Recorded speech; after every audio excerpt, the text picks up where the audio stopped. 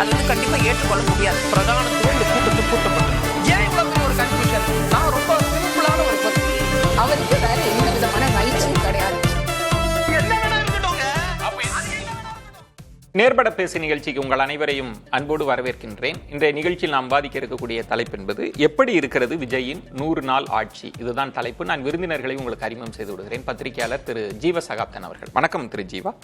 அரசியல் விமர்சகர் திரு பொன் வில்சன் அவர்கள். வணக்கம் பொன் வில்சன். அரசியல் ஆய்வாளர் திரு பெருமாள்மணி அவர்கள். வணக்கம் பெருமாள்மணி. பத்திரிகையாளர் திரு ஷபீர் அகமது அவர்கள். வணக்கம் ஷபீர்.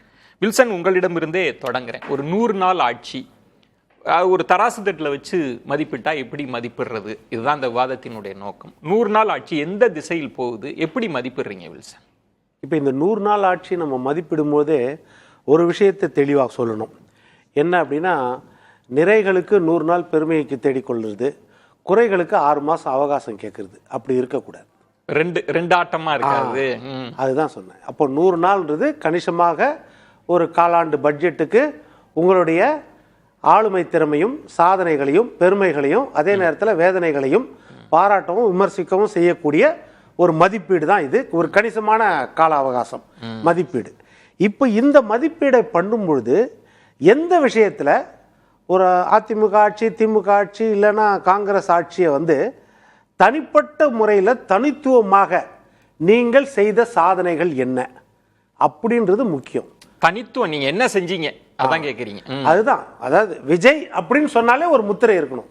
காமராஜர் அப்படின்னா ஒரு மதிய உணவு, காமராஜர் அப்படின்னா ஒரு கல்வி திட்டம், அப்படி ஒவ்வொருவருக்கும் ஒவ்வொரு முத்திரை இருந்தது ஒவ்வொரு காலகட்டத்தில். இந்த 100 நாள் ஒரு எதிர்காலத்தில் நீங்கள் பண்ணலாம், பதிவு கொடுக்கலாம். ஆனால் இந்த 100 நாளில் இருக்குதான்னு பார்த்தா அப்படி எதுவும் பெருசாக இல்லை, ஒரு பெரிய கேள்விக்குறியாக தான் இருக்குது. ஆனால் நீங்கள் அறிவித்த திட்டங்கள்லையும் ஒரு தெளிவு இருக்குதான்னு பார்த்தா அதுலேயும் பெரிய அளவில் தெளிவு இல்லை அப்படின்றது. இப்போ நீங்கள் அறிவித்த திட்டத்தில் பார்த்தீங்கன்னா முதல் கையெழுத்தே 200 யூனிட் மின்சாரம் இலவசம். இன்னைக்கு வரைக்கும் மக்கள் போராடினுக்கிறாங்க. அது உண்மையில 200 யூனிட் வந்திருக்குதா, இல்லை ஜெயலலிதா கொடுத்த 100 யூனிட்டே பிடிங்கிட்டாங்களா, இல்லை விலை ஏறி இருக்குதா, இல்லை பக்கத்து வீட்டுக்கு மட்டும் குறைச்சி நம்மளுக்கு மட்டும் ஏற்றிருக்காங்களா, இல்லை தாவேக்காக மட்டும் குறைச்சி நம்மளுக்கு ஏற்றிருக்காங்களா? ஏகப்பட்ட குழப்பம். லட்சக்கணக்கான மீட்டர்கள்ல மோசடியா இல்லைன்னா உண்மையில ஏற்றிருக்காங்களா, இதை நம்ம பார்க்குறோம். அதுலயும் அவங்க கொடுத்த திட்டத்துக்கும் அறிவிச்ச திட்டத்திற்கும் வேறு வாக்குறுதி கொடுத்ததுக்கும் மாதம் 200 யூனிட்னு கொடுத்துருந்தாங்க. ஆனால் 2 மாசத்துக்கு அதுவும் 500 யூனிட்டுக்கு மேலே போனால் அந்த 200 கிடைக்காது, 100 மட்டும்தான் அப்படி சொல்லிட்டாங்க. அடுத்து 2வது கையெழுத்து நீங்க பார்த்தீங்கன்னா விவசாய கடன் தள்ளுபடி. இன்னைக்கு வரைக்கும் அந்த விவசாயிகள் இந்த கணக்கை ஐயா கணித மேதை ராமானுஜம் கூட போட முடியாது. அந்த மாதிரி கணக்கை திரு விஜய் அவர்கள் ஒவ்வொரு இன்ஸ்டால்மெண்ட்லையும் கொடுக்குறாரு பாருங்க. அந்த மக்கள் வயிற்றுல புளிய கரைக்குது. ஒரு பக்கம் குறுவை சாகுபடி மட்டும் பொய்த்தது இல்லை, கடனில் எதெல்லாம் உண்மை எதெல்லாம் பொய்ன்னு அவங்களுக்கே தெரிய மாட்டேங்குது அந்த அளவுக்கு. ஏன்னா தேர்தல் வாக்குறுதியில் கொடுத்துருந்தாங்க 5 ஏக்கருக்கு கீழே இருந்தால் முழு தள்ளுபடி, 5 ஏக்கருக்கு மேலே இருந்தால் 50%. இது அவ்வளோதான், அது தெளிவாக இருந்துச்சு. ஆனால் இப்போ 50,000 வரைக்கும் தள்ளுபடி, அடுத்த இன்ஸ்டால்மெண்ட் 75,000 வரைக்கும் தள்ளுபடி, அடுத்த இன்ஸ்டால்மெண்ட் இப்போ லேட்டஸ்டா வந்துக்குது 1 லட்சம் வரைக்கும் அப்படின்னு சொல்லி 1 லட்சத்துக்கு மேல இருந்தால் நீங்க 35,000 தள்ளுபடி, 1 லட்சம் வரைக்கும் இருந்தால் 75,000 தள்ளுபடி, 75,000 வரைக்கும் ஃப்ரீ, 1 லட்சம் இருந்தால் 75,000. சப்போஸ் நான் 99,000 வாங்கியிருக்கேன், 99,000 வாங்கினேன், பக்கத்துல இன்னொருத்தர் 1 லட்சம் வாங்கியிருக்காரு. 99,000 வாங்கினவருக்கு 75,000 தள்ளுபடி, 1 லட்சம் வாங்கினவருக்கு 35,000 தள்ளுபடி. 1000 ரூபாய் நான் கூட 1000 ரூபாய் கூட வாங்கினால கடன் 40,000 எனக்கு நஷ்டம். குழப்பம், அறிவிப்புகள்ல குழப்பம். எவ்வளவு குழப்பம் இது! இது எந்த தெளிவு இருக்குது? இப்ப அது எவ்வளவு பெரிய குழப்பம் நம்மளுக்கு புரியுது இல்ல விஜயன்? யதார்த்தமா நம்மளுக்கே தெரியுது. சாதனைன்னு சொல்லி இன்னைக்கு அரசு சார்பா ஒரு வீடியோலாம் வெளியிட்டு இருக்காங்க, அதெல்லாம் பாத்தீங்களா? அதெல்லாம் ஒரு சாதனையா சொல்றாங்க, அதெல்லாம் நீங்க மதிப்பிடலையா? இல்ல, அதுல இருக்கிறதா. இப்போ நீங்க அண்ணன் சீருன்னா தாலிக்கு தங்கம் திட்டம் அப்படின்றத நம்ம இலவச சைக்கிள் திட்டம்னா ஹெல்மெட்டோட கூட சேர்த்து கொடுக்குறோம். அது ஏற்கனவே அதிமுக கொடுத்த திட்டம். காலை உணவு திட்டம், அதாவது காமராஜர் காலை உணவு திட்ட விரிவாக்கம், அது புது பேர் இல்லை. அந்த இதுல அட்வர்டைஸ்மெண்ட்ல நீங்க பார்க்கலாம். விரிவாக்கம் ஏற்கனவே இருக்கிற பேர்ல இருக்கிறது விரிவாக்கம். 5ஆம் வகுப்புல 8ஆம் வகுப்பு வரையும் தலைப்பு காமராஜர் உணவு திட்டம்னா புது திட்டம் தானே. காமராஜர் உணவு திட்டம் இப்பதானே அறிமுகப்படுத்துறாங்க, அப்புறம் எப்படி விரிவாக்கம் வரும்? அப்ப ஏற்கனவே ஸ்டாலின் கொடுத்த திட்டம் இல்லைன்னா அதுக்கு முன்னாடி அதிமுக தனியார் பங்களிப்போட கொடுத்தது அதோட விரிவாக்கம் அப்படின் போது நீங்க அது பேர் மாத்திருக்கு. அதனால எல்லா திட்டங்களும் இவங்க சொல்லியிருக்கிற எல்லா திட்டங்களும் பாத்தீங்கன்னா இந்த மாதிரி வந்து ஒரு பிரச்சனையோடு கூட தான் இருக்குது. சட்டமன்றத்தில் பட்ஜெட் உரையிலேயே கூட எவ்வளவு குளறுபடிகள் அப்படின்னா 15,000 கோடி கஜானாவுக்கு வந்து விட்டது அடிஷனல் இன்கம் சொல்லிட்டாங்க. அதை தங்கம் தென்னரசு கேட்கிறாரு, ஐயா அது வந்து புள்ளிவிவரத்தோட சொல்லுங்கன்னா இல்ல வரும் நாங்க எதிர்பார்க்கிறோன்ற. அப்படியே அது ரிவர்ஸ் ஆகுது. அடுத்தது போக்குவரத்துறை அமைச்சர் சொல்றாரு 20,000 பஸ்ஸையும் ஏசியா மாத்த போறோம்னாரு.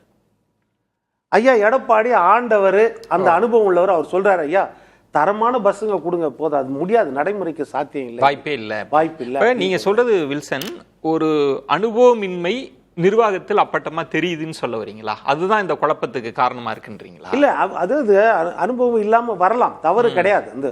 ஆனால் மற்றவர்களிடமிருந்து பாடம் கற்றுக்கொள்ள வேண்டும். என்ன ஒரு பிரச்சனை இருக்குதுன்னா விஜய் அவர்களுக்கு நாங்கள் கேடயமாக இருக்கிறோம், அவர் பேச வேண்டாம், சபையில பேச வேண்டாம். இப்ப நீங்க ஒரு நாடகம் பாக்குறது, திரைப்படம் நம்ம சொன்னா கூட அது மட்டமாயிடும்.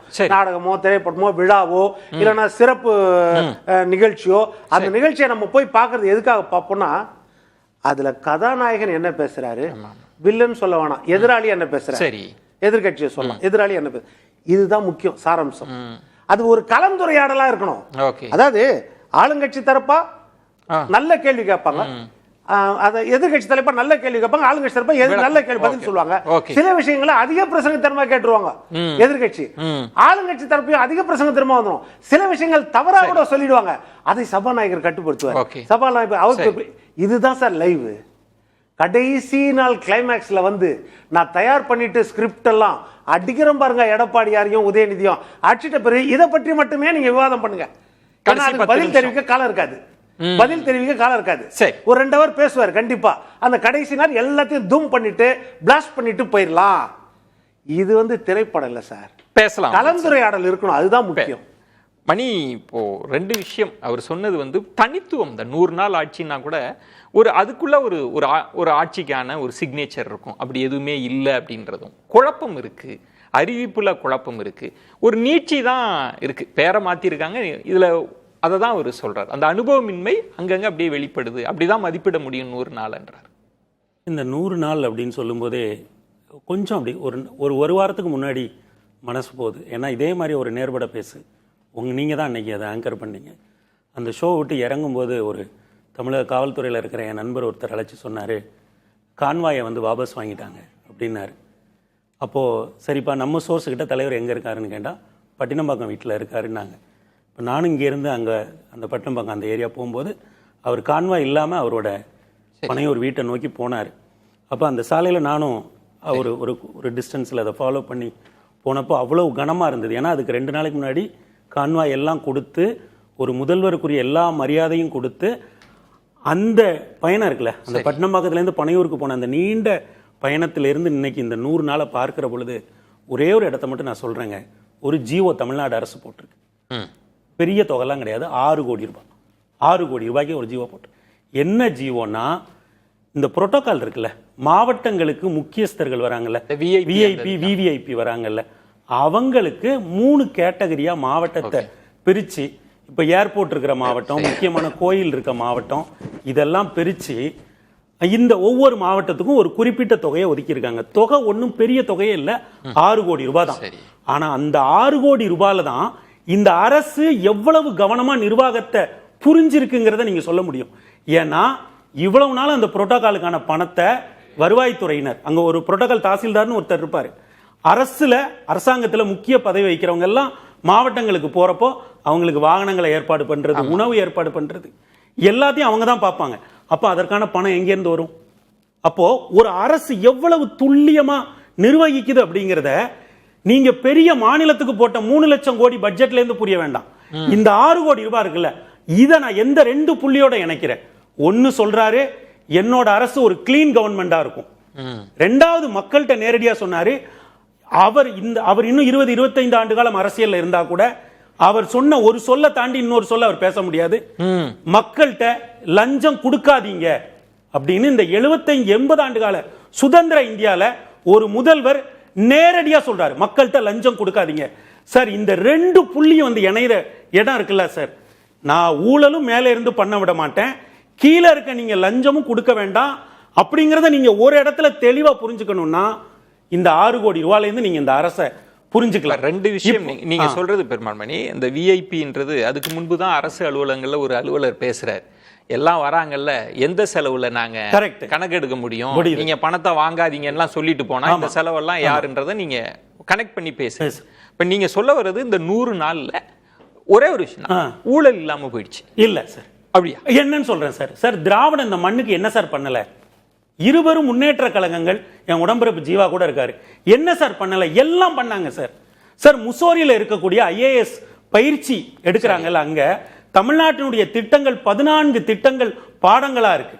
அந்த அளவுக்கு இந்த மண்ணை வந்து திராவிடம் முன்ன கொண்டு வச்சது. இருவரும் முன்னேற்ற கழகங்கள் அப்படி முன்னத்து ஏறா கொண்டு. சார் அவங்க விழுந்த இடம் எது சார்? லஞ்சமும் ஊழல்னா சார் குறைஞ்சு போச்சுன்றீங்க சார். அத ஒருத்தர் நேரடியா வந்து சொல்றாரு சார். சார் அதுதான் சார், இன்னொருத்தர் நேரடியா சொன்னாரு, நேரடியா சொல்றாரு, இன்னொருத்தர் நேரடியா சொன்னாங்க. அந்த கட்சியை சார்ந்த ஒருத்தரே இந்த அரசு வழக்கறிஞர் நியமனத்துக்கு ஏதோ பணம் வாங்குறாங்க அப்படின்னு சொல்லி. ஆமா, அது எப்படி சார்? இன்றைக்கு ஒரே ஒரு விஷயம், அந்த 100 நாள்ல இந்த சம்பவம் நடந்திருக்கு சார். யாரு வாங்குனாங்களோ அவங்க இல்ல, சொன்னவங்களை நீக்கியாச்சா சார்? இருங்க, அப்படிதான் லஞ்சம் இல்ல சார். நான் மறுபடியும் சொல்றேன் சார், 1,30,000 ரூபாய் ஒரு கட்சியினுடைய நிர்வாகி லஞ்சம் வாங்கினாரு. 1,30,000 ரூபாய் அவர் மேல அப்படி ஒரு குற்றச்சாட்டு வந்தது. அதுவும் ஜிபேல வாங்கினாரு. சரி, அவரை கட்சியை விட்டு மட்டும் இல்ல, நிர்வாகி பொறுப்புல இருந்து மட்டும் இல்ல, கட்சியில இருந்து நீக்கினாங்க. சார் நான் திரும்பவும் சொல்றேன், ஆனா நீங்க என்ன சொல்ல வரீங்கன்னு எனக்கு தெரியுது. அது ஜெண்டர் இன்ஜஸ்டிஸ். அந்த அம்மா தான் ஒருத்தர் தண்டனை பண்ணா அவருக்கு மட்டும் தான் தண்டனை கொடுக்கணும், மனைவிக்கு தண்டனை கொடுக்க கூடாது. இது பெண்களுக்கு எதிரான அரசு கிடையாது.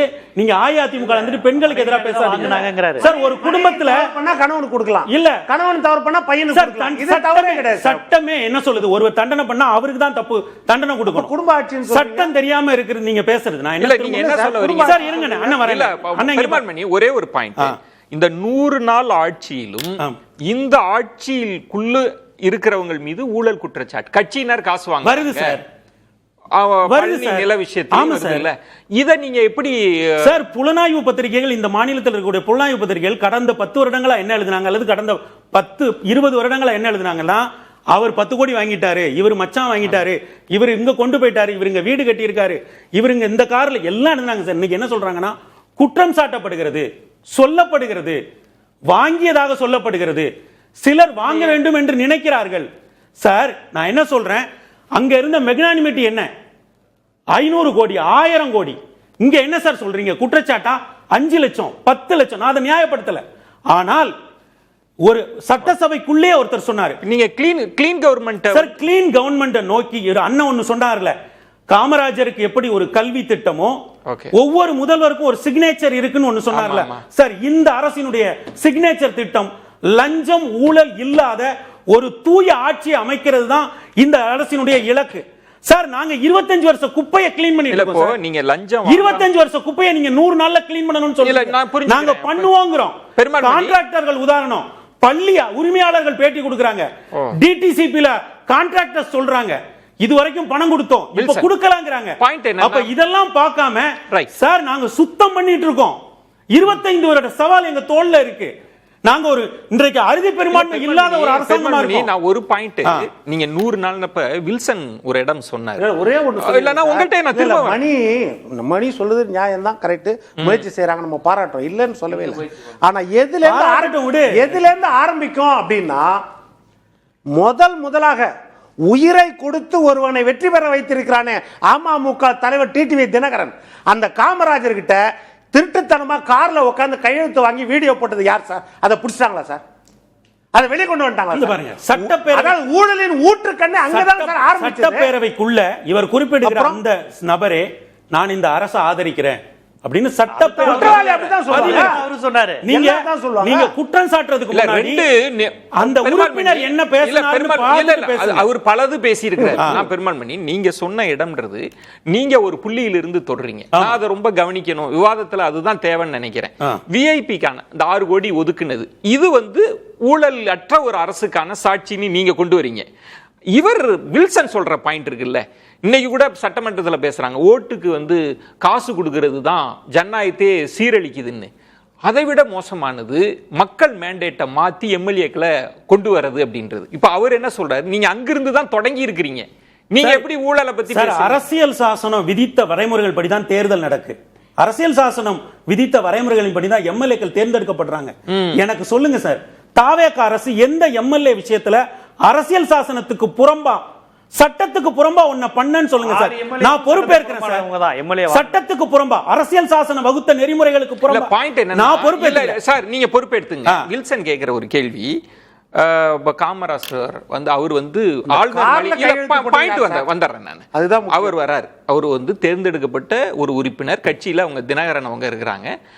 லெட்டர் கொடுத்தோடனே பதறி போய் ஆளுநர் மாளிகைக்கு வராங்க, வெளியில பேட்டி எல்லாம் கொடுக்குறாங்க. அப்ப நானே கிடையாதுன்னு சொல்றாரு, தனியா உட்காந்துட்டுலாம் சொல்றாரு. உடனே தாவேகாவில இருந்து ஐடி விங் நினைக்கிறேன் அவங்க ஒரு வீடியோ போடுறாங்க, ஒரு காருக்குள்ள உட்காந்துக்கிட்டு கையெழுத்து போடுறாங்க. அதை வந்து தாவேகா தனது சாட்சியமா போடுறாங்கல்ல, அதை கேட்கிறாரு. இது ஜனநாயக விதிமுறை. நான் என்ன சொல்றேன், நான் அதனாலதான் அந்த நாள்ல இருந்து சொன்னேன், நான் அதனாலதான் அந்த நாள்ல இருந்து ஆரம்பிச்சேன். எங்களுக்கு வழங்கப்பட்ட கான்வாய் திரும்ப பெறப்பட்டது, என்ன நடக்குதுன்னு தெரியாம இருந்தோம்.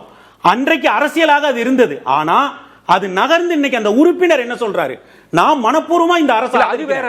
நீங்க அவர் ஆதரிக்கலாம் சார். நான் என்னன்னா, ஒரு கட்சியினுடைய ஒரு தலைவர் இருக்கிறார் சார், கட்சியில ஒரு தலைவர் இருக்கிறார். நீங்க கட்சி தலைவர்கிட்ட பேசுறது ஏன் இந்த குதிரை பேரம்னு ஒண்ணு பேச, அதுக்கு ஏன்னா நீங்க ஒரு உறுப்பினரை அழைச்சு அவர்கிட்ட ஒரு கார்ல உட்கார்ந்து கையெழுத்து வாங்குறது சரியான்றது சார். இங்க பாருங்க, ஒரு உறுப்பினராக இருந்த அமமுக ஆதரிச்சிருக்கிறது, ரெண்டு உறுப்பினர்களாக இருந்த 3 கட்சி ஆதரிக்கல. அது வேற.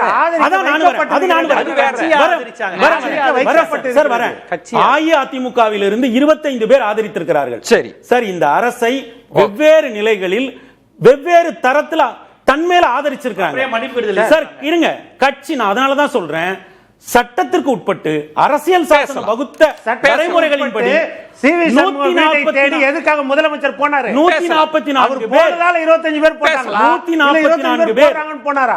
பெரும்பான்மையோடு இந்த அரசு இருக்கு. நான் திரும்பவும் சொல்றேன், நீங்க வந்து சோசியல் மீடியால அது வந்தது, இங்க சொல்லுங்க சட்டப்பேரவைக்குள்ள என்ன நடந்தது, நம்ம பேசலாம். சம்பந்தப்பட்ட உறுப்பினர்கள் என்ன சொல்றாங்க, நான் இப்படி அந்த சம்மரை சொல்றது சோசியல் மீடியா தீண்டத்தகாதுன்றாங்க சார். ஆனா இவங்க சோசியல் மீடியா சட்டப்பேரவை எல்லா ஆட்சிக்கு வந்ததே சோசியல் மீடியா. அதெல்லாம் உங்க கருத்து. இப்ப தீண்டத்தகாது, அதெல்லாம் உங்க கருத்து. சரி, ரெண்டு பேர் அமைதியா இருங்க. இப்ப 2 விஷயம், வில்சன் சொன்ன புள்ளின்றது இவங்களுக்கு தனித்துவமான திட்டங்கள் இல்ல அப்படின்ற இல்ல. அதுதான் நீங்க அந்த லஞ்சம் அப்படின்ற இடத்தை தொடுறீங்க. திரும்ப வில்சன் எங்க வராருன்னா, குதிரை பேரம்ன்ற குற்றச்சாட்டு இருக்குன்னு. அது இருக்கட்டும், நீதிமன்றம் என்ன செய்யறாங்கன்னு பார்ப்போம். 3 புள்ளிகளை தொட்டிருக்கோம், இன்னும் 100 நாள்ல என்னன்றதை நம்ம பேசலாம். ஜீவா, ஒரு விஷயம் சொல்றாங்க, கிளீன் கவர்மெண்ட் அப்படின்றது. இப்போ ஆதவ அர்ஜுனா அவர்களா இருக்கலாம், ராஜ்மோகனா இருக்கலாம், எல்லாருமே சட்டமன்றத்தில் பேசுகிறப்போ வந்து நாங்கள் வந்து பார்ட்டி ஃபண்டு வாங்குறது கிடையாது, டெண்டர் கோர்றப்ப வந்து நிறுவனங்கள்ட்ட எல்லாம் நீங்கள் யார்ட்டையும் காசு கொடுக்க வேண்டாம் அப்படின்னு. இப்போ அதை சொல்ல, இந்த 100 நாளில் நாங்கள் அதை அச்சீவ் பண்ணியிருக்கோம்.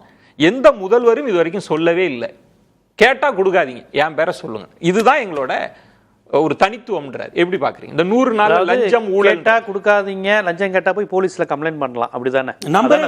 நம்பரே கொடுத்துருக்கீங்க. ஆமா, அந்த நம்பர் கொடுத்து பேசினவங்க யார் யார் மீது குற்றச்சாட்டினாங்களோ அந்த லிஸ்ட் எல்லாம் போலீஸே சம்பந்தப்பட்டவங்கள சொல்லிடும், அப்படிதானே? அமுதன் வழக்குல என்னாச்சு? கோயம்புத்தூர்ல அமுதன் வழக்குல அந்த தம்பி போய் போதைப் பொருள் பயன்படுத்தினவங்க சந்தேகத்தின் பேரில் யார் யார் பேர் சொன்னாங்களோ அவங்க எல்லாம் அடுத்த நாள் 20 நாள் அடிச்சு அந்த பையனை கொண்டிருக்கிறாங்க. இவங்க சொல்லக்கூடிய லஞ்ச ஒழிப்பு ஊழல் ஒழிப்புக்கு பின்னால் இந்த மாதிரியான அபாயகரமான அரசியல்லாம் இருக்கு. இந்த தூய்மைவாதம் ஊழல் இல்லாத தன்மைங்கிற பேசுவதற்கு முன்னாடி இந்த மாதிரியான அரசியல்லாம் இருக்கு. இவங்க பாட்டுக்கு போய் எதுவாக இருந்தாலும் கம்ப்ளைண்ட் பண்ணி ஃபோன் நம்பர் பண்ணி சொல்லுங்கிறாங்க. சொன்னா அடுத்த நிமிஷம் சொன்னவன் உயிருக்கே போயிருக்கே. 100 நாள்ல இது நடந்திருக்கு. இதுக்கு என்ன இது? ஊழல் ஒழிப்புனா இது என்ன? இருக்கிற தனியார் இருக்கு எல்லாத்தையும் பிரைவேட் ஆக்குறதுக்கான முயற்சி நடக்குது. பிரைவேட் ஆக்குறதுக்கு பேர் தான் ஊழல் ஒழிப்பா? லீகல் பண்ற ஊழலை லீகல் பண்றதுதான் கார்பரேட்டும் பிரைவேட்டும். அது இங்க அதுக்காக நடந்திருக்கு. எந்த ஆய்வும் இல்லாம நிறைய தனியார் பள்ளிகளுக்கும் தனியார் மருத்துவமனைகளுக்கும் ஆன்லைன்லயே நீங்க அனுமதி வாங்குங்கன்னு இருக்காங்க. இதுக்கு பேர் இதுவும் ஊழலின் வடிவம் இல்ல.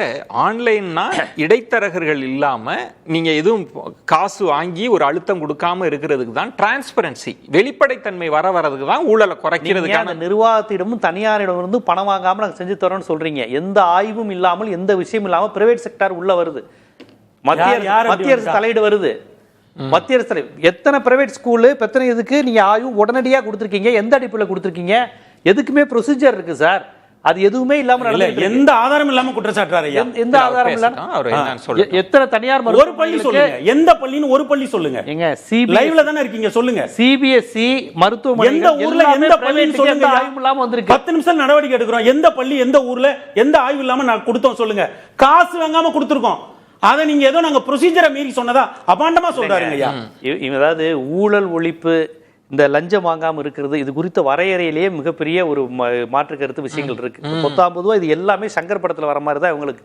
அதைத்தான் சுதந்திர தினத்து அன்னைக்கு வயர்மேன் தண்ணி அடிச்சிருந்தாரு, அதனால அந்த வயர்மேன் போய் பட்டுச்சுன்னு ஒரு சராசரி ஒரு லேமேன் புத்தியில வந்து இதுதான் லஞ்சம், இதுதான் ஊழல், இவங்க தான் தப்பு செய்வாங்க, கருப்பா இருக்கவங்க தான் ஊழல் வாங்குவான்னு இவங்க பதிஞ்ச அந்த பிம்பத்தினுடைய தொடர்ச்சியா தான் அந்த கவர்மெண்ட். ஊழல் ஒழிப்புன்றதுல அந்த நோக்கம் ஊழல் ஒழிப்புங்கிறதுக்கு அடிப்படையே வேறங்க. ஊழல் ஒழிப்புங்கிறது கார்பரேட் எதிர்ப்புல இருந்து இருக்கு, தனியார் மய எதிர்ப்புல இருந்து இருக்கு. அது ஒரு அடிப்படையான அரசியல். இவங்க நினைக்கிற மாதிரி எந்த லப்பரும் கிடையாது. ஊழல் ஒழிக்கும் ரப்பர் அப்படின்னு சங்கர், மணிரத்னம், கமலஹாசன், இப்ப விஜய்ட்டு அந்த லப்பர் வந்திருக்கு. நீங்க சொல்றது இன்னொரு இடம் ஜீவா, கிட்டத்தட்ட தனியார் மயத்தை நோக்கி இவங்க கண்டிப்பா நகர்றாங்க. அதுல எந்த இதுவும் கிடையாது. இவங்க எல்லாமே பிரைவேட் செக்டாரை நோக்கி தான் நகர்றாங்க. இவங்களுடைய அரசு பள்ளிக்கு போய் டாய்லெட் சரியில்லைன்னு சொல்றதுடைய நோக்கம்லாம் திட்டமிட்டு வர்றதுதான். அரசு சரியில்லை, அரசு பள்ளிகள் சரியில்லை. இந்த அரசு பள்ளியில படிச்சுதான் அமெரிக்காவுக்கு போனவெல்லாம் தமிழ்நாட்டுக்கும் இந்தியாவுக்கும் பெருமை சேர்த்திருக்கான். அப்புறம் இன்னொன்னு ஊழல் ஒழிப்புங்கிறாங்களே. ஏங்க வைகோ வெளிப்படையா பேசினாராங்க, என்னுடைய எம்எல்ஏக்கள் 2 பேரை ராஜினாமா செய்ய சொன்னாங்கிறாங்க. இவங்க சொல்றாங்க இந்திய அரசியலமைப்பு சட்டத்துக்கு உட்பட்டு நடந்ததுங்கிறாங்க. உங்களுக்கு கேஸ், சுப்ரீம் கோர்ட் கேஸ்ல ராஜினாமா செய்வதற்கும் பின்னணி என்ன, இது யாருக்கு சாதகமா அமையும் என்று பார்த்தால் இதுவும் ஹார்ஸ் ரைடிங் தான். சுப்ரீம் கோர்ட் ஹியரிங்ல அது இருக்கு. இவங்க வந்து கட்சித்தாவல் தடை சட்டம் வராம நாசுக்கா இவங்க செய்யறாங்கிறது உலகத்துல யாருக்குமே தெரியாதா? ரொம்ப ஓப்பனா கட்சித்தாவல் தடை சட்டம் வந்துருங்கனால ரிசைன் பண்றாங்க. வைகோ சொன்னாரு, எதுக்குங்க சம்பந்தம் இல்லாம வைகோ போய் உங்க 2 எம்எல்ஏவை ராஜினாமா செய்ய சொன்னா? அதுக்கு ஏதாவது ரீசன் இருக்கா? ஏதாவது இருக்கா? சரி, அந்த எம்எல்ஏக்களுக்கு அந்த தொகுதிக்கு நல்லது செய்யணும்னா ஏன் ராஜினாமா செய்யாம விஜய் நல்லது செய்ய மாட்டாரா? ரெண்டா பார்க்கலாம். நம்ம இது குதிரை பேரம்ன்ற குற்றச்சாட்டு இருக்கு, அது விவாதத்திற்குரியது. நான் அதை ஒதுக்கி வைக்க முடியாது. அது பேசுபொருள் தான். ஓட்டுக்கு பணம் கொடுக்கறது எவ்வளவு மோசமானதோ குதிரை பேரம் அதை விட ஜனநாயகத்துக்கு கேடானதா. அது என்ன முடிவு வருதுன்னு பார்க்கலாம். இன்னொரு போர்ஷன் தான் பெருமாள் மணி சொன்னது. எப்படி ஒரு 6 கோடியை ஒதுக்குறாங்க, நீங்க இதுக்கெல்லாம் கஷ்டப்பட வேண்டாம், நீங்க எங்கேயும் லஞ்சம் வாங்கக்கூடாது, ₹1 வாங்கக்கூடாது, அதை தான் ஒரு கிளீன் கவர்மெண்ட், பார்ட்டி ஃபண்டுன்னு ஒன்று இருக்கக்கூடாது, டெண்டர் எல்லாமே டிரான்ஸ்பரண்ட் அப்படின்னு சொல்றது, அந்த கிரெடிட் நம்ம கொடுக்க வேண்டாம்ன்றீங்களா? இது எல்லாமே தோற்ற மயக்கம்ங்க. இவங்க வந்து நல்லா கவனிச்சு பாருங்க. வந்து அடுத்த நாள் வந்து எல்லாமே சரியாயிருச்சு. அப்போ ரோட்ல பெண்கள் கத்துறது, புலம்புறது, இவங்க கட்சிக்காரங்களே ஊழல் வாங்கிட்டாங்க, லஞ்சம் வாங்கிட்டாங்கன்னு சொல்றதுன்னா அதெல்லாம் இவங்க தவிர்த்துட்டு அதை விடுங்க. சராசரியா என்ன நடக்குதுன்னா, இவங்க அறிவித்த திட்டங்களா இருக்கட்டும், பயனாளிகளுக்கான விஷயங்கள் இருக்கட்டும், எல்லாத்துலயும் ஊழல் இருக்குங்க. ஊழல் இல்ல, இவங்க எல்லா ஆபீஸும் போய் செக் பண்ணிட்டாங்களா? தஞ்சாவூர், மதுரை, மன்னார்குடி எல்லா இடத்துலையும் போயிட்டு யாருமே இப்போ லஞ்சம் வாங்கலையா? இவங்க வீட்டில் ஒரு வேலை நடக்குது, உங்களுக்கு வந்து இது போடணும், ஈபியை கூப்பிடுறீங்க, வீட்டில் தோண்டி போட்டுட்டாங்க, உடனே வர்றீங்க, கொள்றீங்க. நீங்க யாருக்குமே லஞ்சம் கொடுப்பதில்லை, லஞ்சம் வாங்குவதில்லை, எல்லாரும் பயந்து மிரண்டு போயிருக்கிறாங்களா? சும்மா போகிற போக்கில் ஆட்சியாளர், நீங்க சொல்றது ஒரு சிஸ்டத்தை ஒழிக்கிறதுக்கான முயற்சி. ஆட்சியாளர்கள் எப்படி இருக்கிறாங்க? இப்போ அமைச்சர்கள்லாம் சொல்றாங்க, நாங்க ₹1 இது வரைக்கும் 100 நாள் ஆயிடுச்சு, ஒத்த பைசா நாங்க வாங்கினது கிடையாதுங்க அப்படின்றாங்க. அந்த கிரெடிட்டை கொடுக்கலாமா அந்த அரசு? பழனியில 2 கோடி ரூபாய்க்கு 100 கோடி மதிப்புள்ள விஷயம். பழனியில ஒரு ஏக்கர் 100 கோடியா ஜீவா? இருங்க, அபாண்டமா சொல்லக்கூடாதுங்க. 100 கோடியாங்க பழனியில ஒரு ஏக்கர். சரி, எவ்வளவு மதிப்பு? சென்னையில கூட இன்னும் ஒரு ஏக்கர் 100 கோடி வரலங்க. ஒரு அரசு மேல இவ்வளவு அபாண்டமா குற்றம் சொல்றதா? ஆனா இஷ்யூ இருக்கா? அது ஒத்துக்கிறீங்களா? இஷ்யூ இருக்குங்க. ஆனா அதுக்காக வந்து பழனி மலையடி வாரத்துல ஒரு ஏக்கர் 100 கோடின்னு சொல்றதுலாம் அரசு மேல அபாண்டமா குற்றம் இல்ல. இப்ப நீங்க எப்படி மதிப்பிடுறீங்க ஜீவா? நீங்க எப்படி மதிப்பிடுறீங்க இந்த 100 நாள் ஆட்சியை எப்படி மதிப்பிடுவீங்க? இப்ப வில்சன் சொன்னார், எந்த தனித்துவமான திட்டமும் இல்ல, குழப்பம் தான் இருக்குன்னு. அவர் லஞ்சத்தை ஒழிக்கிறது போக்கஸ். நீங்க எப்படி இந்த 100 நாளுக்கு எப்படி நீங்க மதிப்பெண் எப்படி கொடுப்பீங்க? ஏங்க, இது திட்டமிட்டு ஒரு விஷயம் எதுவுமே நடந்துகிட்டு இருக்கு, பெரிய மாற்றம் வரப்போகுது. வட இந்தியாவிலேயே விஜய்க்கான பெருமை வந்துருச்சு, அடுத்து அவர் பிரதமர் தான். இதைத்தான் அவங்க வந்திலிருந்து செஞ்சுட்டு இருக்காங்க. இந்த கவர்மெண்ட் வந்த நாள்ல இருந்து 120 சீட்டு விசில்ல வேணும், அதுக்கான முயற்சிகள் தொடர்ந்து நடைபெறுது. அப்புறம் அவர் வேற எங்கேயோ போயிட்டாரு, அடுத்தது அமெரிக்கா பிரதமர் தான் அப்படிங்கிற அந்த ரேஞ்சுக்கு மிகைப்படுத்தல் தான் இங்க இருக்கு. யதார்த்தத்துல அவங்க கொடுத்த வாக்குறுதிகள் கடந்த ஆட்சியில் இருந்ததனுடைய நீட்சி கூட இல்லாம தான் மக்கள் இருக்கிறாங்க. அதை விட மோசமா இந்துத்துவா பண்பாட்டு தளத்துல உள்ள வருது. திராவிடத்து கையில இருந்த மொழி அரசியல், நதிநீர் அரசியல், நீட் எதிர்ப்பு இதற்கு எல்லாம் சட்டப்பேரவைக்குள்ள நாங்க தீர்மானம் கொண்டு வந்திருக்கோம். ஏங்க, திராவிடத்தின் கையில இருந்த எல்லா அரசியலும் இன்னைக்கு தாவேகா கையில இருக்கு. நாங்க இந்துத்துவக்கு எங்க ஆதரவு போறோம்? இருங்க சொல்றேன். எங்க போறோம்? இது என்ன அபாண்டமான எந்த ஆதாரம் இல்லாத குற்றச்சாட்டு? நான் பேசவே இல்ல. நீங்க பெரியார கொள்கை தலைவரா வச்சு வந்த பிறகு ஒரு விஷயம் பெரியார கொள்கை தலைவரா எல்லா கட்சியும் தான் வச்சிருக்கு. ஒரே ஒரு பாயிண்ட் சொல்லுங்க, நான் ஷபீர்ட்ட போறேன். இப்ப இந்துத்துவா வருவதற்கான அபாயம்னா எந்த புள்ளி, அதை மட்டும் விளக்குங்க. நான் ஷபீர்ட்ட போறேன். எங்க சந்தேகம் உங்களுக்கு? இந்த அரசு வந்ததற்கு பிறகு உங்களுக்கு இந்துத்துவ அமைப்புகளுக்கான பலம் கூடியிருக்கு. எதையும் செய்யலாங்கிற எண்ணம் வந்திருக்கு. குர்பானி விவகாரமா இருக்கட்டும், திருப்பரங்குன்றம் விவகாரமா இருக்கட்டும், அதில் அவர்களுடைய செயல்பாடுகள்ங்கிறது ரொம்ப வெளிப்படையா வந்திருக்கு. ஏன்னா இந்த கவர்மெண்ட் அவ்வளவு எதிர்த்து செய்யாதுங்கிறது. திருவொற்றியூர்ல ரொம்ப இயல்பா முஸ்லீம் இந்து கடைகள் இருக்கிற இடத்துல போய் மிரட்டல் நடந்திருக்கு.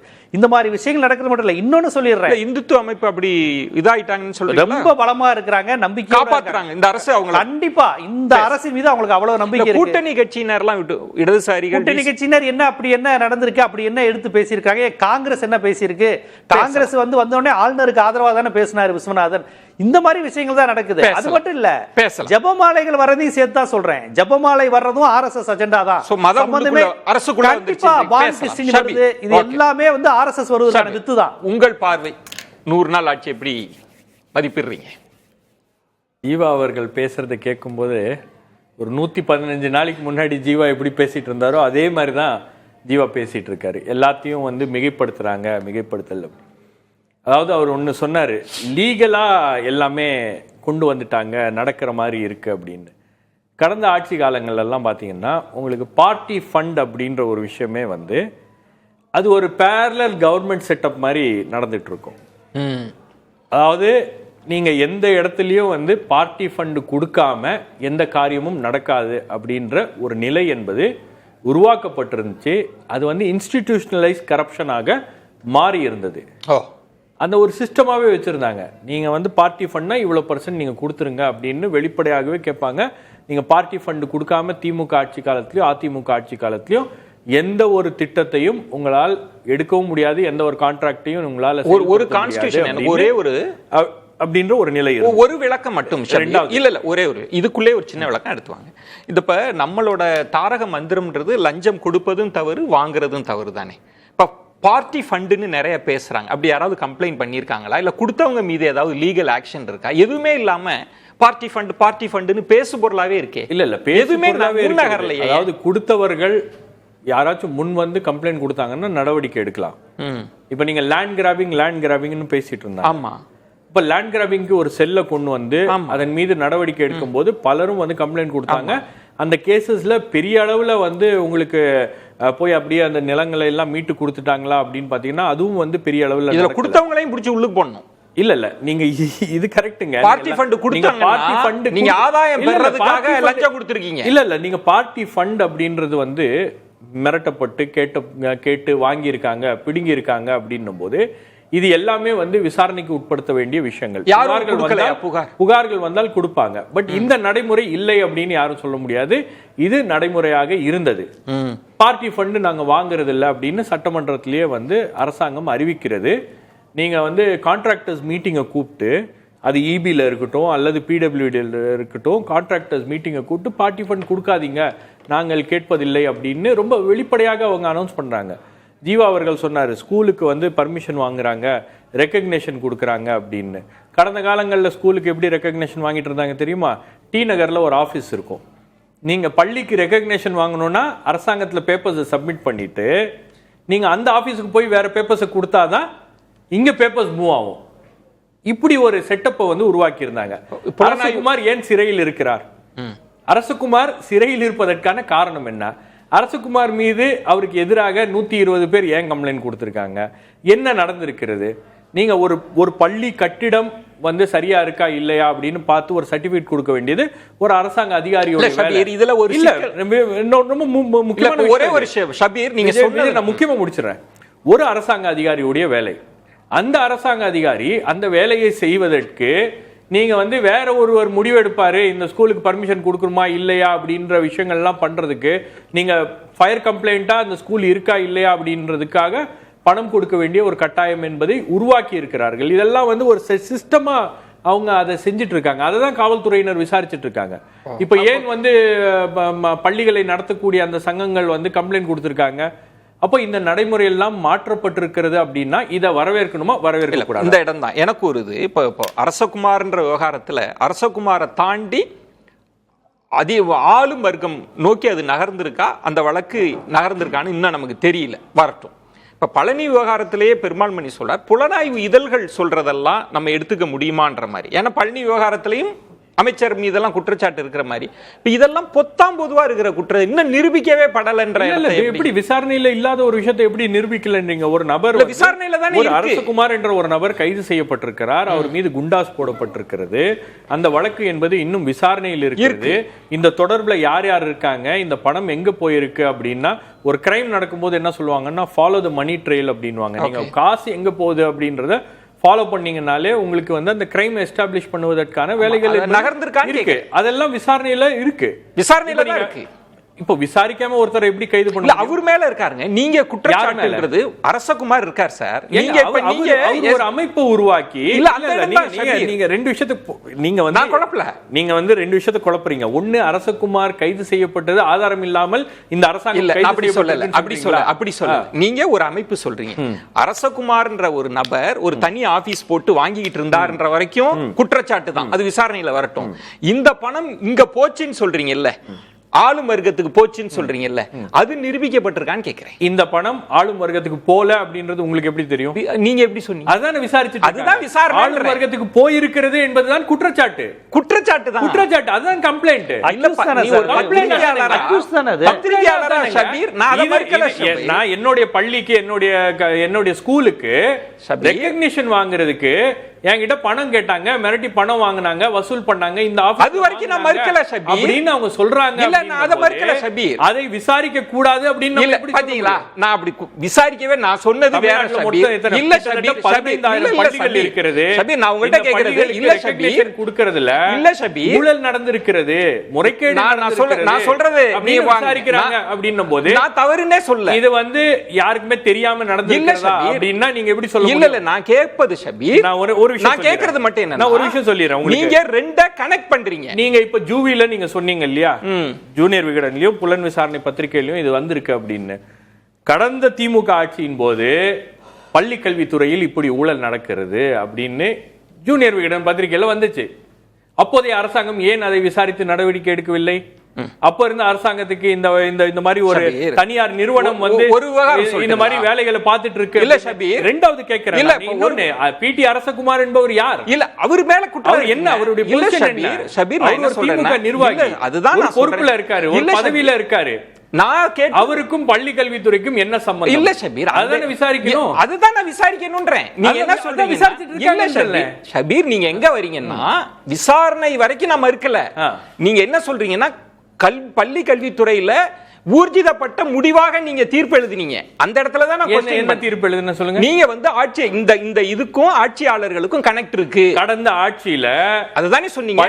கடந்த ஆட்சியில நான் என்ன சொல்றேன், மறுபடியும் சொல்றேன். கடந்த ஆட்சியில இந்த ஸ்கூல்ஸுக்கு ரெகக்னிஷன் கொடுக்கறதுக்கும் இவங்களுடைய லைசன்ஸை ரினியூவல் பண்றதுக்கும் டி நகர்ல ஒரு ஆபீஸ போட்டு வசூல் பண்ணிட்டு இருந்தாங்க, ஸ்கூல்ஸ்ட பணம் வாங்கிட்டு இருந்தாங்க. அதுக்கப்புறம் அந்த ஸ்கூல்ஸ்க்கு ரெகக்னிஷன் கிடைக்குது அப்படின்னா அது எப்படி கிடைக்குது? இங்க பேப்பர் மூவ் ஆச்சுன்னா தான் அங்க பேப்பர் மூவ் ஆகும் அப்படின்னு. அது எப்படி நடக்குது அப்படின்றது விசாரிக்கிறாங்கன்ற வரைக்கும். ஆனா நீங்க சொன்னது வந்து ஊர்ஜிதப்படுத்தினதால புகாரு. மறுபடியும் இங்க பேப்பர் இந்த தனியார் ஆபீஸ்ல பேப்பர் மூவ் ஆச்சுன்னா சரி, கவர்மெண்ட்ல இருக்கிற பேப்பர் மூவ் ஆகுது. எப்படி மூவ் ஆகுது சார்? அந்த இடம் யார் இன்ஃப்ளூயன்ஸ் பண்ணி மூவ் பண்றா உங்களுக்கு தெரியாது இல்ல. நீங்க வந்து இது நடந்திருக்கிறது, நடக்குதுன்னு சொல்றீங்க. இது நடந்திருக்கிறது, அதுதான் இப்ப அவர் என்ன நடந்திருக்கிறது. ஆகவே இதை வந்து விசாரிக்கிறது அப்படின்னும்போது இந்த நடைமுறையை உடைக்கிறார்கள். இந்த நடைமுறையை வந்து இந்த கவர்மெண்ட் வந்து இந்த மாதிரி நீங்க காசு வாங்கிட்டு இப்படிலாம் பண்ணக்கூடாது, நாங்க காசு வாங்காம ஒரு ஸ்கூல் எவ்வளவு பெருசா இருக்கோ அந்த ஸ்கூல் அதை பொறுத்து அதோடைய தொகை என்பது வாங்கப்படுகிறது. அதெல்லாம் இல்லாம நாங்க சர்டிபிகேட் வாங்குறோம் அப்படின்னு ஸ்கூல் முதலாளிகள் வந்து சொல்லிட்டு போறாங்களே பேட்டியா. இல்ல இப்ப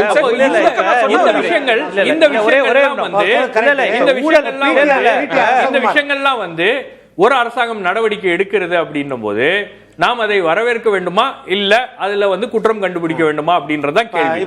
பள்ளிகளுக்கு கல்லூரிகளுக்கு போவது நாம் சுருக்கமா சொல்லுங்க, ஒரு பிரேக் எடுத்துக்க. இல்ல அரசகுமார் வந்து 100 பள்ளி 200 பள்ளியோ 500 பள்ளியோ புகார் கொடுக்குறாங்கல்ல, தமிழ்நாடு முழுக்க லட்சக்கணக்கான இடத்துல பார்ட்டி ஃபண்ட் இல்லை சார். அவங்க ஏன் சார் புகார் கொடுக்க மாட்டாங்க? அப்போ அது வெறும் பிரச்சாரத்துக்கு பயன்படுதா உங்களுக்கு? ஒரு தனிப்பட்ட அரசகுமார் மேல இவ்வளவு புகார் கொடுக்க முடியுது, 100-200 பள்ளிகள் மட்டும், அது 120 புகார். இன்னொரு இது ஒரு கேள்வி. அடுத்த அப்போ பார்ட்டி ஃபண்ட்ன்றது நீங்க பிரச்சாரத்துக்கு மட்டும் தான் பயன்படுத்துறீங்க. இது ஒண்ணு. ரெண்டாவது கேள்வி சார், ஒரு பிரேக் எடுத்துக்கிறேன் சார். ரெண்டு விஷயம் பேச. அரசகுமார் நாளைக்கு தாவேக்கால சேர்ந்தா சேர்த்துக்குவீங்களா? இல்ல அவரும் விஜயபாஸ்கர் பேர் வைக்கணுமா? விஜயபாஸ்கர் அவரும் பேர் வைக்கணுமா? சார் இல்ல பாயிண்ட் என்னன்னா, இல்ல ஒரு நிமிஷம் மட்டும் சொல்லிடுறேன். அதிகாரி, அரசியல்வாதி, கான்ட்ராக்டர், இந்த முக்கூட்டுல தான் பார்ட்டி ஃபண்ட் வருது. அதுல எப்படி ஒருத்தர் மட்டும் தனியா வந்து எப்படி இது பண்ணுவாரு சார்? நான் ஒரு கான்ட்ராக்ட் இல்ல சார். சார் நீங்க ஒரு அதிகாரி, இவர் ஒரு அரசியல்வாதி, நீங்க சொல்ல கூடாது சார். அது முக்கூட்டுல தான் பார்ட்டி ஃபண்ட் உருவாகுது. புகாரே இல்லாத விஷயத்தை எப்படி கட்சிக்காரங்க மட்டும் பண்ணல. புகாரே இல்லாத விஷயத்தை பிரச்சாரத்துக்கு தான் பயன்படுத்த முடியும். சட்டப்பேரவைக்குள்ள ஒரு உறுப்பினர் சொன்னார் சார், எந்திச்சு சட்டப்பேரவைக்குள்ள ஒரு உறுப்பினர் சொல்லுங்க. பெருமாள்மணி, நான் திரும்பவும் சொல்வது, நம்ம சட்டமன்றத்துல குதிரை பேரம் கூட சொன்னாரு. நான் வந்து சொல்றது, அரசியல் மேடைகள்ல வைக்கிற குற்றச்சாட்டுல எனக்கு எந்த மாற்று கருத்து இல்ல. என்ன வேணாலும் பேசலாம். இப்ப 2G வழக்கில் இல்ல சார், லஞ்சம் வாங்குறதுக்கு இன்னொரு பேர் தாங்க பார்ட்டி ஃபண்ட். இதெல்லாம் நம்ம என்ன விவாதிச்சிட்டு இல்ல ஷபீர், நீங்க என்னன்னா இல்ல ஷபீர், ஒரு கான்ட்ராக்ட் ஷபீர் லஞ்சம் இல்ல ஷபீர்ன்றாங்களே. ஒரே ஒரு விஷயம் தான் ஷபீர், இல்ல ஷபீர், நீங்க லஞ்சம் நான் ஒரே ஒரு விஷயம் இல்ல ஷபீர், நான் உங்கள்ட்ட நாம் வரவேற்க வேண்டுமா? இல்ல வரவேற்க இல்ல ஷபீர், ஒரு விஷயம் நான் என்ன கேக்குறேன்னா, இது ஒரு பொது வெளியில் இருக்குது. ஒரு அரசுக்கான லஞ்சம் இல்லாத ஒரு அரசு கடந்த ஆட்சியில லஞ்சம்னு சொல்றப்ப பார்ட்டி ஃபண்ட்னு ஒண்ணு பெருசா பேசப்படுது. நான் என்னன்னா, இது அரசியல் குற்றச்சாட்டா? ஆதாரம் இருக்கா?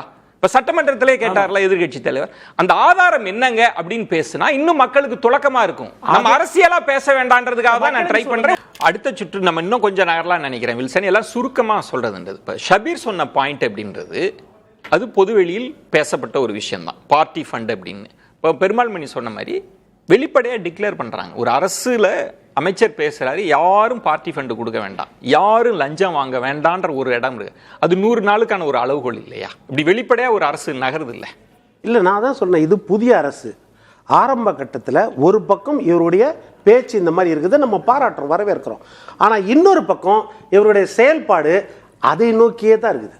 அந்த பார்ட்டி ஃபண்டுன்றத வேற வடிவத்தில், நான் அதுதான் உதாரணத்துக்கு சொன்னேன், குதிரை பேரம் சொன்னேன். இல்ல அது வேற சார், நீங்க அந்த குற்றச்சாட்டை நம்ம பதிவு பண்ணோம். ஆனா அரசுல ஆட்சியாளர்கள் அப்படி யாராவது வாங்கியிருக்காங்களா?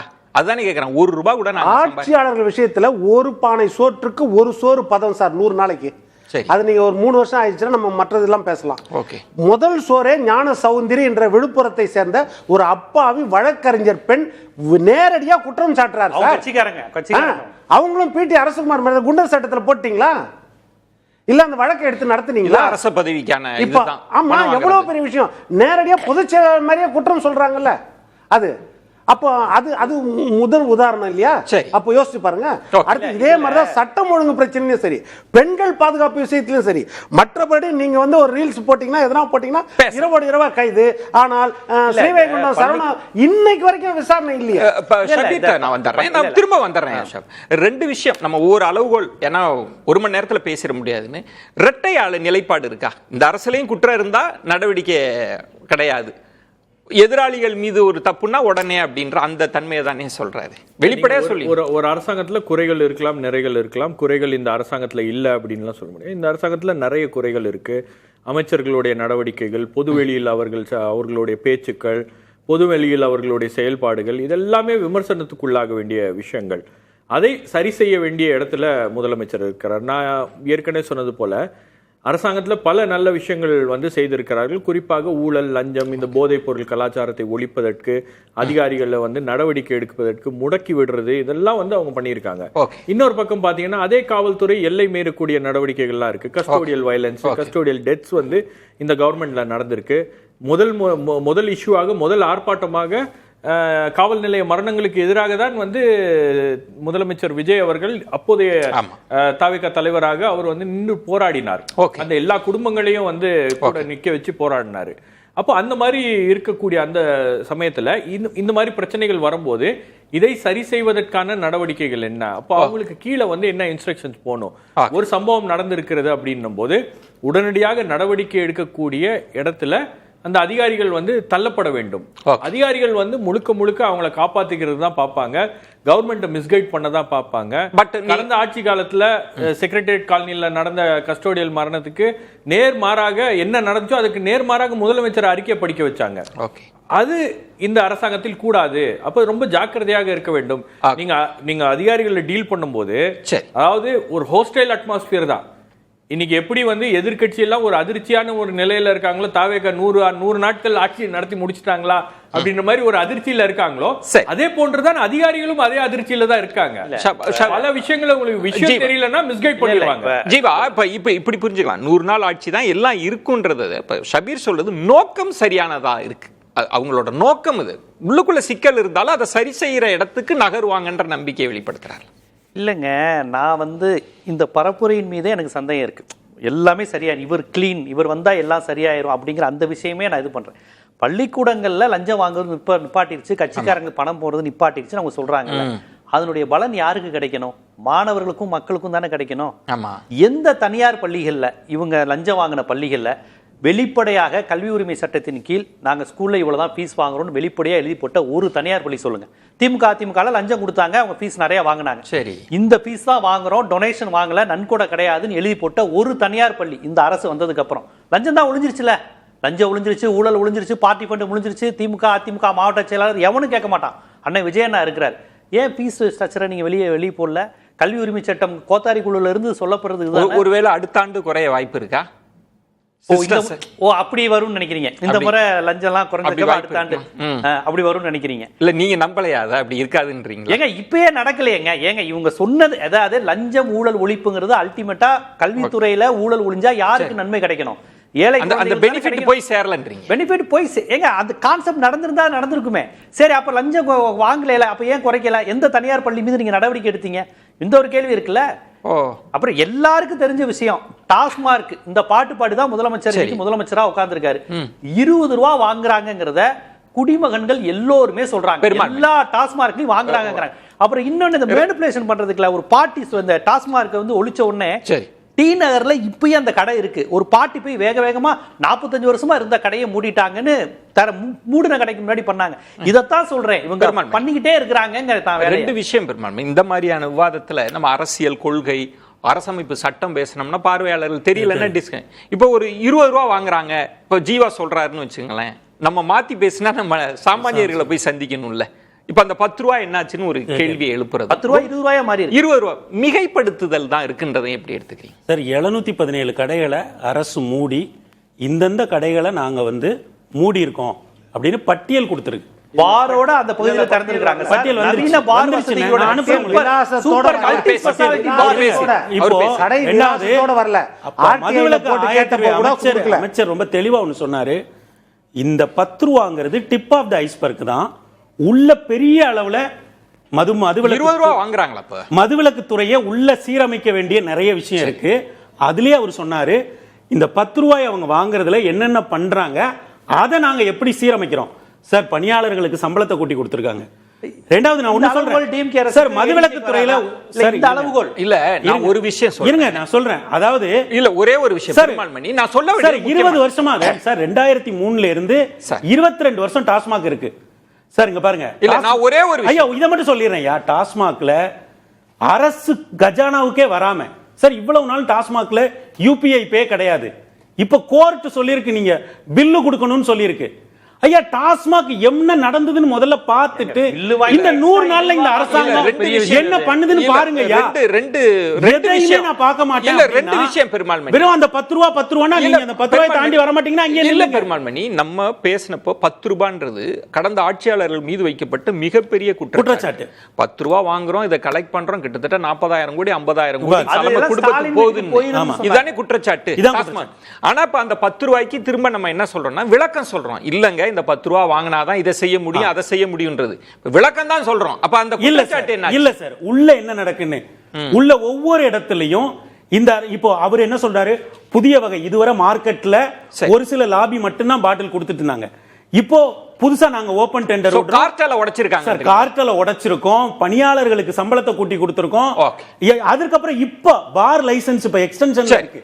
இப்போ புதுசாக வரக்கூடிய பாருக்கு புதிய விதிமுறைகள் வருது. ஒரு பிரேக் எடுத்து எதுவுமே நான் பார்க்க மாட்டேன், 10 ரூபா மட்டும் தான் பாப்பேன்னா ஒரு நான் பிரேக் ஒண்ணும் சொல்றதுக்கு இல்ல. பேசலாம். நிறைவு சுற்று எல்லாம் அப்படி சம்ம பண்ணி அந்த கேப்சூல்ல சொல்லலாம். அப்படி சில வார்த்தைகள்ல சொல்லுங்க. எப்படி இருக்கிறது விஜய் 100 நாள் ஆட்சினா எப்படி சொல்லுவீங்க மணி? எப்படி இதுக்கு ஒரு வார்த்தையில சொல்லணும்? இல்லை, அதாவது இது திராவிடத்தினுடைய பாதையில தான் இந்த அரசு போகுது.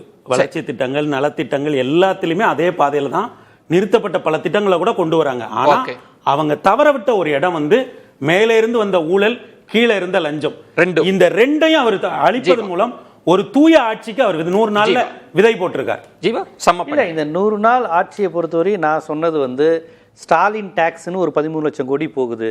டாஸ்மார்க் 10 ரூபா பணம் செந்தில் பாலாஜிக்கு போறது. இப்படியாக ஒரு மக்கள் மத்தியில, லேமேன் மத்தியில எந்தவித ஆய்வும் இல்லாம அடிச்சு விடக்கூடிய பல்வேறு விஷயங்களை சொல்லி தான் அந்த அரியணை வந்திருக்கு. சோ இந்த நரேஷன் தான் இன்னும் அதுல தான் கவனம். நரேஷன் தான் இருக்கு. இப்போ அது குறித்து கேட்கும்போது அவங்க பதில் சொல்ல மாட்டேங்கிறாங்க. அதுதான் நான் கேக்குறேன். நீங்க எப்படி இப்போ அந்த ஸ்டாலின் டாக்ஸ் யாருக்கு வீட்டுக்கு போகுது? ஷபீர், நீங்க இந்த 100 நாள் சில வார்த்தைகளை சொல்லணும். ஒரு சில விஷயங்கள் இந்த அரசாங்கம் மாற்ற நினைக்கிறது, அதற்கான கால அவகாசம் அப்படின்றது தேவை. அப்போ ஒரு 100 நாட்கள்ல அவங்களால என்ன பண்ண முடியுமோ அதை செய்திருக்கிறார்கள். இன்னும் பல விஷயங்கள்ல அவங்க ஜாக்கிரதையாக இருக்க வேண்டியது இருக்கு. இப்ப ஜீவா சொன்ன மாதிரி நிறைய பாஜகவுடைய திட்டங்களை இங்க செயல்படுத்த வேண்டும் அப்படின்றத கடந்த திமுக ஆட்சிகள்லாம் அவங்க தடுத்திருக்காங்க. அதெல்லாம் இங்க உள்ள நுழைக்கிறதுக்கான வாய்ப்புகளும் அதிகமாக இருக்கிறது. இன்னொரு ஒரே ஒரு விஷயம் சொல்லிடுறேன். அதாவது 700 பேருக்கு ஒரே நாள்ல டிரான்ஸ்பர் போட்டிருக்காங்க இபில. ஓகே, இதெல்லாம் வந்து கடந்த காலங்களில் நடக்கல. நீங்க ஒரு டிரான்ஸ்பர் போடுறதுக்கு ஒரு ஏஇக்கு மினிமம் 25 லட்சம் ரூபாய் இல்லாம அது நடக்காது அப்படின்னும் போது, காசு வாங்காம அது நடந்திருக்கிறது அப்படின்னும் போது அது ஒரு மகிழ்ச்சியை கொடுக்கிறது இல்லையா? எப்படி சம்ம பண்ணுவீங்க இந்த 100 நாள் ஆட்சி? எப்படி இல்லை, இந்த 100 நாள்ல வந்து நீங்க பெரிய அளவுல வந்து இவங்களை எடை போட முடியாது.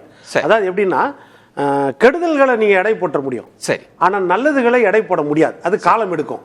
ஆனா அந்த காலம் எடுக்கும் போது அது நல்லதா அல்லது கெட்டதா, தேர்தல் வாக்குறுதிகளை எவ்வளவு மிகைப்படுத்தப்பட்டது, கவர்ச்சிகரமான எவ்வளவு பேச்சு. ஏனென்றால் முதல்ல ஸ்டாலின் சொல்வாரு, எழுதுறாரு, கடிதம் எழுதி மானியத்தேனை தான் போடுறாருன்னு. ஆனா மானியத்தேனை போடாமே எழுதுறாரு. எதிர்ப்புகள் அதிகமாக வர வாய்ப்பு இருக்கிறது. நன்றி, பொறுத்திருந்து பார்க்கலாம். விருந்தினர்களுக்கு நெஞ்சம் நிறைந்த நன்றிகளை தெரிவித்துக் கொள்கிறேன். மற்றொரு தலைப்புல சந்திக்கலாம். நன்றி, வணக்கம். அது கண்டிப்பா ஏற்றுக்கொள்ள முடியாது. பிரதான கூட்டப்பட்டது